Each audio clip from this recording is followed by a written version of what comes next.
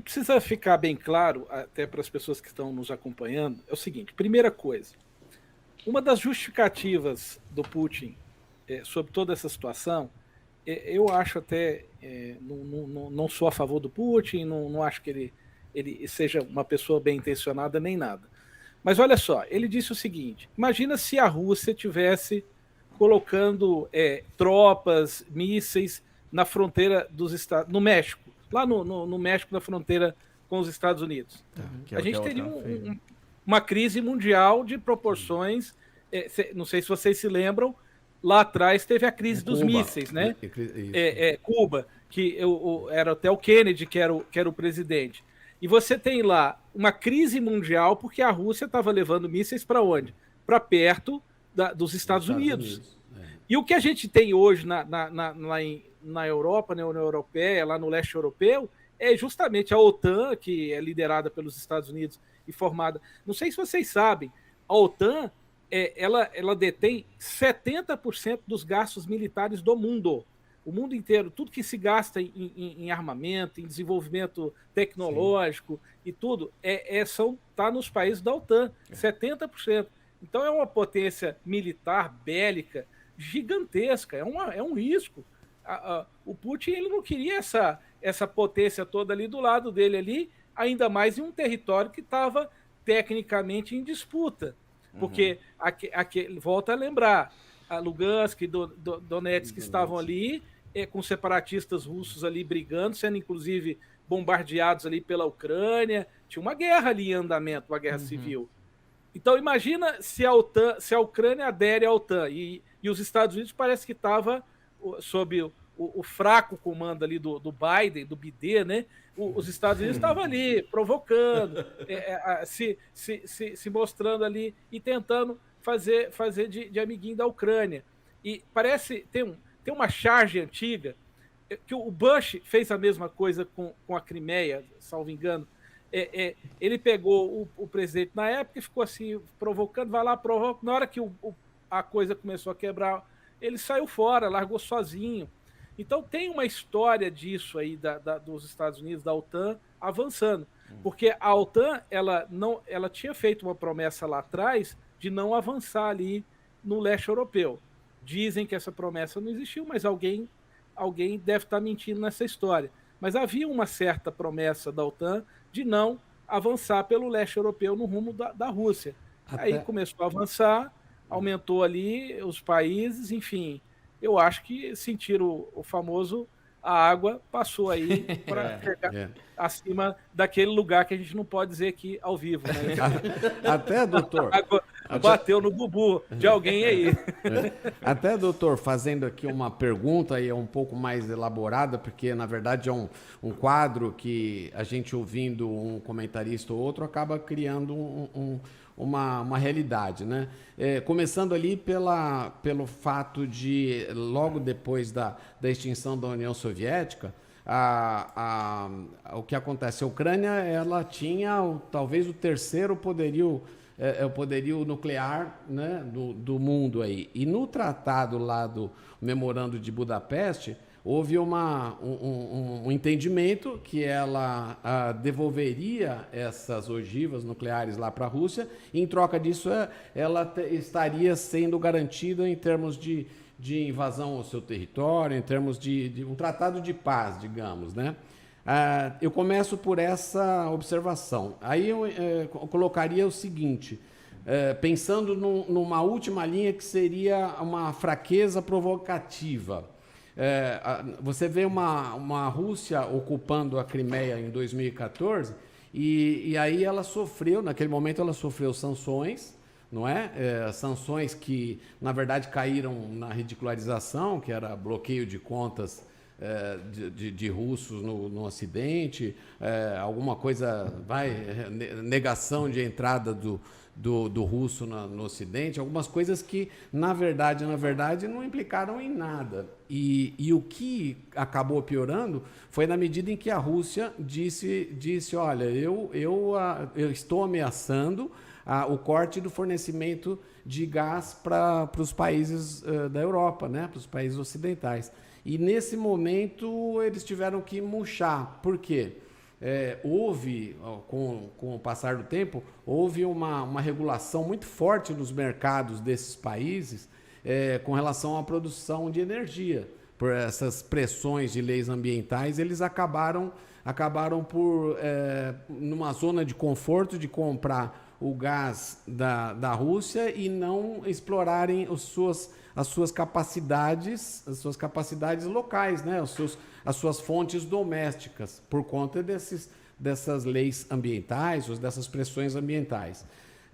Juntando a isso, a gente sabe que a OTAN ela tinha um tratado entre eles de que 2% do PIB de cada país participante da OTAN deveria ser investido em defesa. E, na verdade, em 2017 tem um levantamento da própria OTAN dizendo que apenas 6 países dos 30 envolvidos que estavam atingindo esses números.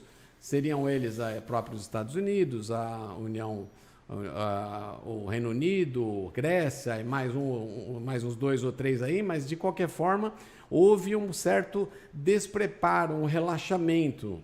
Até houve-se expressões do tipo: a Alemanha não tinha um caça disponível para atender prontamente a um ataque militar, ou seja, foi colocado muito às costas dos Estados Unidos essa necessidade de você ter uma proteção, digamos, para a democracia, né?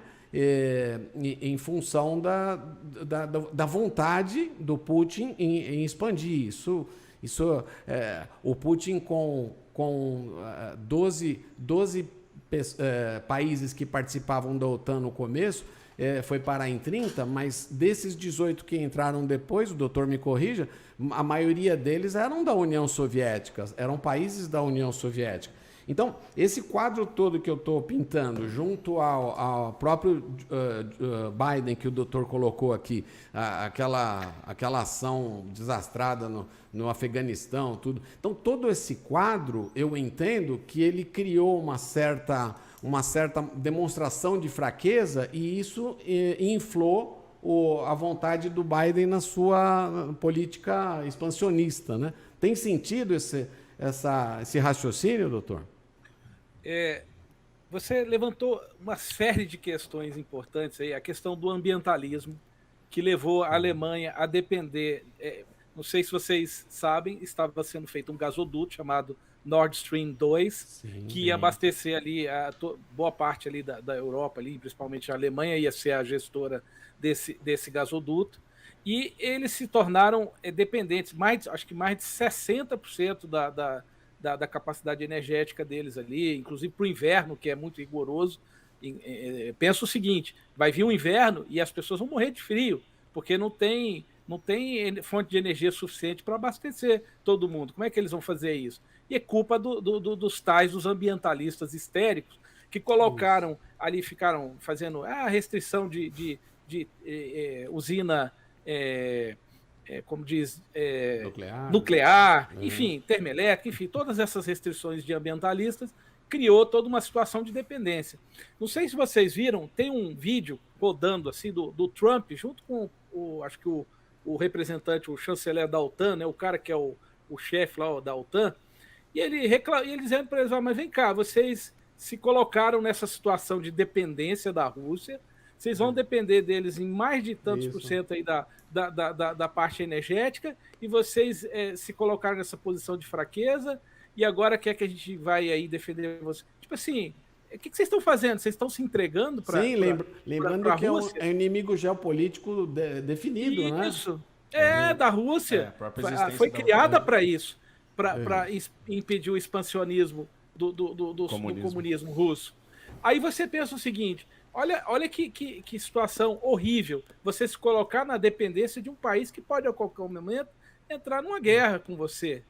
E outra coisa, a Alemanha, depois da Segunda Guerra, ela parou de investir muito, boa parte dos investimentos dela em questão militar, de defesa, foi cortado. Então é um país que estava vivendo assim, como, enfim, sem tantos investimentos. Inclusive agora parece que eles vão mudar isso. Anunciaram, né? Vão Para passar, 2,8 do PIB, né? Anunciaram um investimento. eles agora vão voltar a investir em defesa.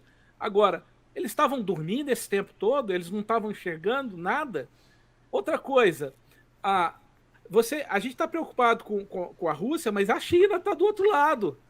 E a China tem um poder bélico também fabuloso e grandioso, e ela tem também pretensões expansionistas. Você tem o Irã, não sei se vocês sabem, mas a doutrina, né, porque a hegemonia americana no mundo, né, digamos, via OTAN e via todas essas coisas, ela tem sido questionada cada vez mais, né, tem sido minada cada vez mais. E os dois grandes inimigos, na verdade, eles têm uma doutrina que chama 2+3. Os dois grandes inimigos deles é a Rússia e a China. Assim, as duas grandes ameaças à hegemonia americana, bélica, econômica e tudo mais. Né? E aí você tem os outros três, você tem a Coreia do Norte, você tem o Irã e os grupos terroristas, narcotráfico, enfim, você tem várias ameaças hoje no mundo que podem se voltar a qualquer momento, podem se unir e se voltar a qualquer momento contra o Ocidente, contra essas trapalhadas que eles estão fazendo uma atrás da outra.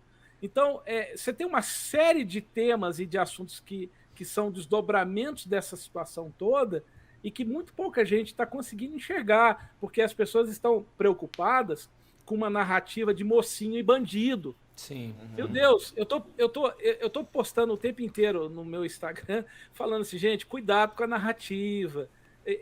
Parecendo que a Ucrânia é um povo heróico, o presidente da Ucrânia é o bonzinho, enfim, e o Putin é o vilão.